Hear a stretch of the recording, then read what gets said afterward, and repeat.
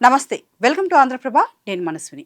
తెలుగు రాష్ట్రాల్లో ఇప్పటి నుంచే రాబోయే ఎన్నికల గురించి పెద్ద చర్చ జరుగుతుంది.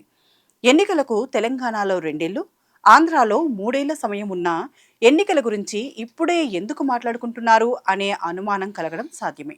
అందుకు కారణం లేకపోలేదు. సాధారణంగా సమాజంలో ప్రజాదరణ కలిగిన వ్యక్తిని తమ వైపు తిప్పుకోవాలని ఏ రాజకీయ పార్టీ అయినా పావులు కదపడం సహజం. మన 2 తెలుగు రాష్ట్రాల్లో విశేష అభిమాన గణం, ప్రజాదరణ పొందిన సినీ నటుడు, Padma Vibhushan megastar doctor Konidela Sivasankar Prasad alias Chiranjeevi ఈ పేరు మళ్లీ రాజకీయ వర్గాల్లో తీవ్రంగా చర్చకు దారితీస్తోంది. దీంతో జాతీయ పార్టీలు ఆయనను రాజకీయంగా ఎలా వినియోగించుకోవాలనే అంశంపై ఊహాగానాలు, విశ్లేషణలు వేగం పుంజుకున్నాయి. చిరంజీవిని తమ పార్టీలోకి ఆహ్వానించి ఆంధ్రప్రదేశ్, తెలంగాణలో అధికారం చేజిక్కించుకుందామన్న భావనలో బీజేపీ వ్యూహాత్మకంగా ముందుకు వెళ్తోంది.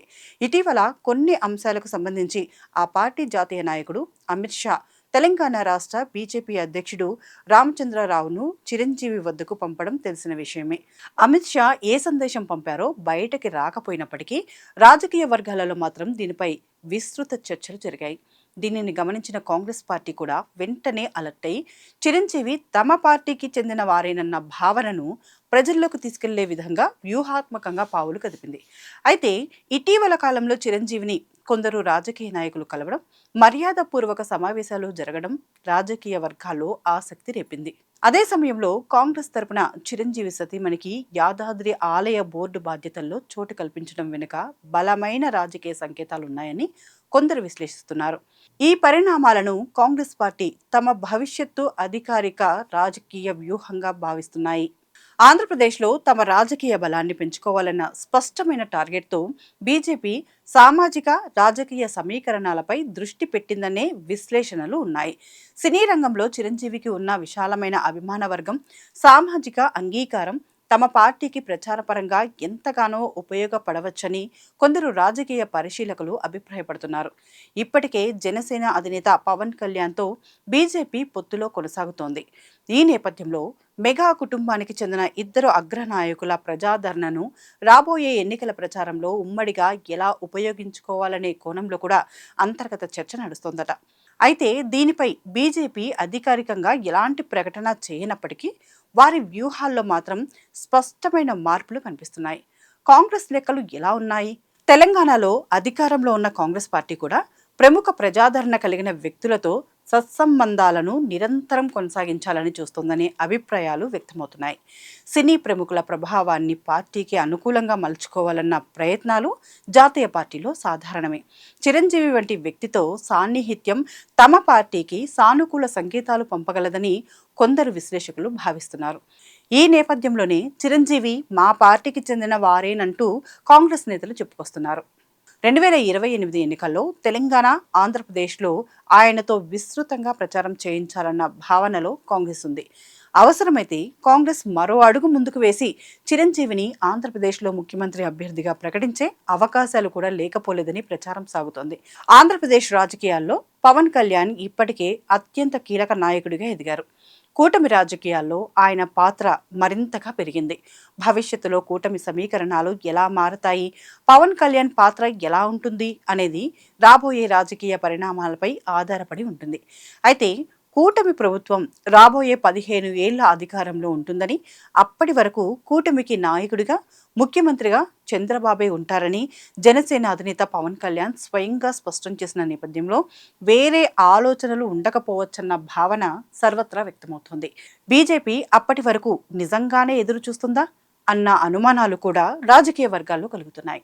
ఆంధ్రప్రదేశ్ ప్రభుత్వంలో నెంబర్ 2 ఎవరు?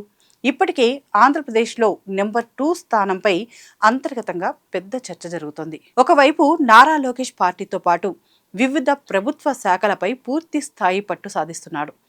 కూటమి ప్రభుత్వంలో ఆయనే నెంబర్ 2గా ఉంటారని టీడీపీ నేతలు, శ్రేణులు బలంగా భావిస్తున్నట్లు తెలుస్తోంది. కూటమిలో అందరినీ సమన్వయం చేయడంలో వివిధ శాఖలు సక్రమంగా పనిచేస్తున్నాయా లేదా అనే అంశంలో ఉప ముఖ్యమంత్రి పవన్ కళ్యాణ్ కూడా తన బాధ్యతను సక్రమంగా నిర్వహిస్తున్నారు. ఇటీవల హోంశాఖ విషయంలో జరుగుతున్న అనేక అంశాలకు సంబంధించి పోలీసు అధికారులు ఆయనకే నేరుగా రిపోర్ట్ ఇస్తున్నారు. ఇక చిరంజీవి బలాన్ని పరిశీలిస్తే అన్ని వర్గాల్లో ఉన్న గుర్తింపు, రాజకీయాలకు అతీతమైన వ్యక్తిగా ఇమేజ్, భారీ అభిమాన వర్గం, వివాదాలకు దూరంగా ఉండే నైజం, సామాజిక సేవా కార్యక్రమాల ద్వారా ప్రజల్లో ఏర్పడిన సానుకూలత ఆయనకు ప్లస్ పాయింట్గా ఉన్నాయి. అయితే కొన్ని మైనస్లు కూడా కనిపిస్తున్నాయి. ప్రస్తుతం ఆయన క్రియాశీల రాజకీయాల్లో లేకపోవడం, గత రాజకీయ అనుభవాల ప్రభావం అభిమానులను ఓట్లుగా మార్చడం క్షేత్రస్థాయిలో సులభం కాకపోవడం, ప్రాంతీయ రాజకీయ సమీకరణాలు, కూటమి రాజకీయాలు సంక్లిష్టత వంటివి సవాళ్లుగా మారే అవకాశం ఉంది. ఇదిలా ఉండగా చిరంజీవి పేరు చుట్టూ రాజకీయ చర్చలు నిరంతరం కొనసాగుతున్న ఆయన భవిష్యత్తు రాజకీయ పాత్రపై ఇప్పటి వరకు స్పష్టమైన అధికారిక ప్రకటన ఏ పార్టీ నుంచి రాలేదు. తెలుగు రాష్ట్రాల్లో వైసీపీ, టీడీపీ, తెలంగాణలో బీఆర్ఎస్ పార్టీల వ్యూహాలు కూడా దీనివల్ల మారే అవకాశం ఉంది.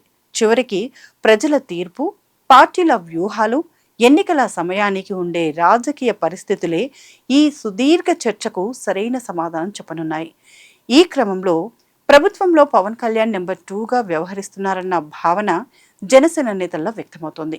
ఇలాంటి సంఘటనలు పైకి బహిరంగంగా కనిపించకపోయినా అంతర్గతంగా మాత్రం తీవ్రమైన చర్చ జరుగుతున్నమాట వాస్తవమేనని రాజకీయ విశ్లేషకులు అభిప్రాయపడుతున్నారు. 2029 ఎన్నికల నాటికి ముఖ్యమంత్రి అభ్యర్థి ఎవరన్నది ఇప్పుడే నిర్ణయించబడే విషయం కాదు. పవన్ కళ్యాణ్ లేదా చిరంజీవిని సీఎం ముఖచిత్రంగా నిలబెడతారనే ప్రచారం రాజకీయ విశ్లేషణల్లో బలంగా వినిపిస్తున్నప్పటికీ దీనిపై ఏ పార్టీ అధికారికంగా ప్రకటించలేదు. ఎన్నికల సమయానికి ఉండే రాజకీయ పరిస్థితులు, కూటమిల స్వరూపం, ప్రజాభిప్రాయం ఆధారంగానే అలాంటి కీలక నిర్ణయాలు తీసుకునే అవకాశం ఉంటుంది.